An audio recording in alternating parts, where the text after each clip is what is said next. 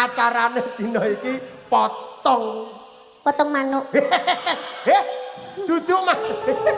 Ngene lho Nak, wong sunat iki sing dipotong iki regete, dilangi regete. Sing reget bagian endi? Lho, ngene lho.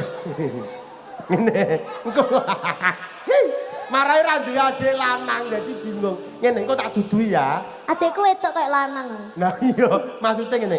Pi ngilangi reget. Dadi wong sunat iki ngilangi reget, ngilangi apa sukerta. Sampean wis sunat. Lho, bocah iki piye to? Ya sampun. Kok panggah reget? Ha iya.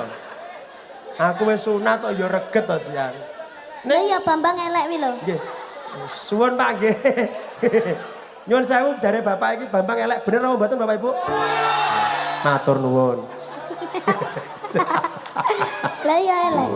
Namanya Dek Dek Nathan Aiden Prasetyo. Oke. Dek Nathan